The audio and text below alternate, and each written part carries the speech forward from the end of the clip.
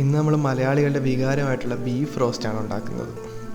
ഇത് ഈസി ആയിട്ട് നമുക്ക് എങ്ങനെ ഉണ്ടാക്കാൻ നോക്കാം.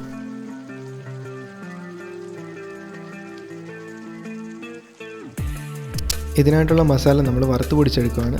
ഇതിനായിട്ട് ഗ്രാമ്പു, കുരുമുളക്, ഏലക്ക, വലിയ ജീരകം, തക്കോലം, പിന്നെ 2 ടേബിൾ സ്പൂണോളം മല്ലിപ്പൊടി ചേർത്തിട്ടുണ്ട്.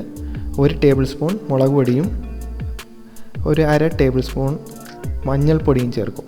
എന്നിട്ട് ഇത് നന്നായിട്ടൊന്ന് മൂത്ത് കഴിയുമ്പോൾ വറുത്ത് പൊടിച്ചെടുക്കുകയാണ്. ഇതാണ് നമ്മൾ മസാലയായിട്ട് യൂസ് ചെയ്യുന്നത്. സെപ്പറേറ്റ് ആയിട്ട് നമ്മൾ മുളക് പൊടിയോ മഞ്ഞൾപ്പൊടിയോ ഒന്നും ചേർക്കാറില്ല. ഇന്ന് നമ്മൾ ചെയ്യുന്നത് ഇരുമ്പിൻ്റെ ചട്ടിയിലാണ്. അപ്പോൾ ഇരുമ്പിൻ്റെ ചട്ടിയിലേക്ക് നമ്മൾ കുറച്ച് വെളിച്ചെണ്ണ ഒഴിച്ചിട്ടുണ്ട്. വീട്ടിൽ തന്നെ ആട്ടിയെടുത്തതാണ്. ചൂടായെന്നറിയാൻ വേണ്ടിയിട്ട് ഒരു ചെറിയ കറിവേപ്പില ഇട്ട് കൊടുക്കുക. ചൂടായിട്ടുണ്ട്, കുറച്ച് കറിവേപ്പില ഇട്ട് കൊടുക്കുക. ഇതൊന്ന് പൊട്ടി കഴിയുമ്പോൾ നമുക്ക് വേണ്ട സവാള ആഡ് ചെയ്യാം. ഇതിനൊരു 2 മീഡിയം സൈസ് സവാളയാണ് എടുത്തിരിക്കുന്നത്. നമ്മൾ 1/2 കിലോളം ബീഫുണ്ട്.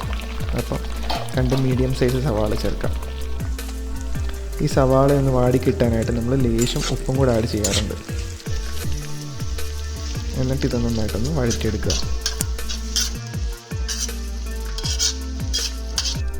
ഇനി ഇതിലേക്ക് 3-4 പച്ചമുളകാണ് ചേർക്കുന്നത്. ഇതൊന്ന് ഇട്ടിട്ട് നന്നായിട്ടൊന്ന് വാടി കിട്ടുന്നത് വരെ നമുക്കൊന്ന് വെയിറ്റ് ചെയ്യാം. അത് കഴിഞ്ഞിട്ട് നമ്മളൊരു ചെറിയ പട്ട ചേർത്തിട്ടുണ്ട്. പിന്നെ കുറച്ച് ചെറിയ ഉള്ളി അരിഞ്ഞതാണ്. ചെറിയ ഉള്ളിയും കൂടെ ചേർക്കണം. സവാള നന്നായിട്ട് വാടി കിട്ടിയതിന് ശേഷമേ ചെറിയ ഉള്ളി ചേർക്കാവുള്ളൂ.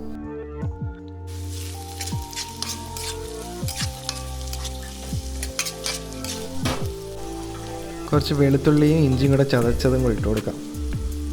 എന്നിട്ട് ഇതൊന്ന് വഴറ്റി കൊടുക്കാം.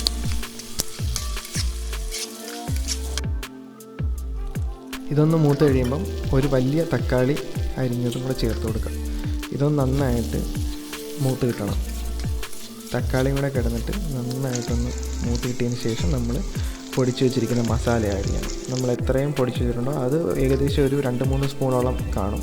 അപ്പം ആ മസാലയും കൂടെ നമ്മൾ എത്രയാണെന്ന് വെച്ചാൽ ഉള്ളത് പൊടിച്ചത് ആഡ് ചെയ്യുക. എന്നിട്ട് ഇത് നന്നായിട്ടൊന്ന് ഇളക്കി കൊടുക്കാം.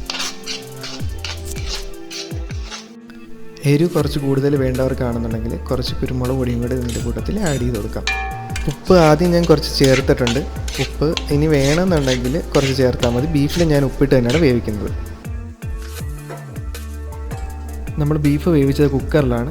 അത് വേവിച്ചപ്പം കിട്ടിയ കുറച്ച് സ്റ്റോക്കുണ്ട്. അതും കൂടെ നമുക്ക് ഇതിലേക്ക് ഒഴിച്ചു കൊടുക്കാം.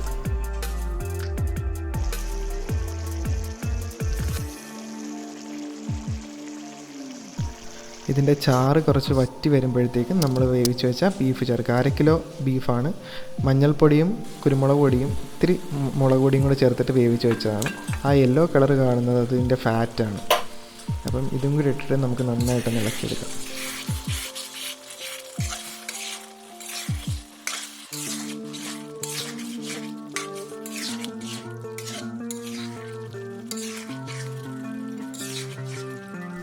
ഇതിൻ്റെ ചാറ് ഏകദേശം വറ്റി വരുമ്പോൾ നമുക്ക് കുറച്ച് മല്ലിയില ആഡ് ചെയ്ത് കൊടുക്കണം. മല്ലിയിലയാണ് നല്ലൊരു ഫ്ലേവർ ഇതിന് കൊടുക്കുന്നത്. അപ്പം മല്ലിയില ആഡ് ചെയ്തിട്ട് നമുക്ക് നന്നായി ഇളക്കിയെടുക്കാം.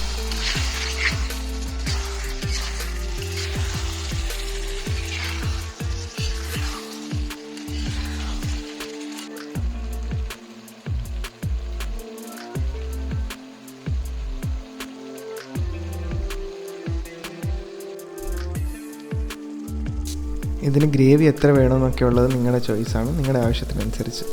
അത് കഴിഞ്ഞിട്ട് നമ്മൾ ലാസ്റ്റായിട്ട് കുറച്ച് കറിവേപ്പിലയും കൂടി ഇതിനകത്ത് ആഡ് ചെയ്യുന്നുണ്ട്. എന്നിട്ട് നമുക്ക് നന്നായിട്ടൊന്ന് ഇളക്കിയിട്ട് തീ ഓഫ് ചെയ്യാം.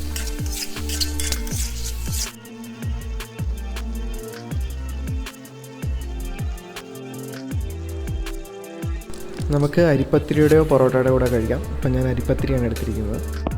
നമ്മൾ ആദ്യം വഴറ്റിയ സവാളയും ചെറിയുള്ളിലേക്കില്ലേ, അത് എത്രത്തോളം മൂത്ത് കിട്ടുന്നോ അതനുസരിച്ചിട്ട് ഇതിൻ്റെ ടേസ്റ്റും കൂടും. അപ്പോൾ അടുത്ത വീഡിയോ കാണാം.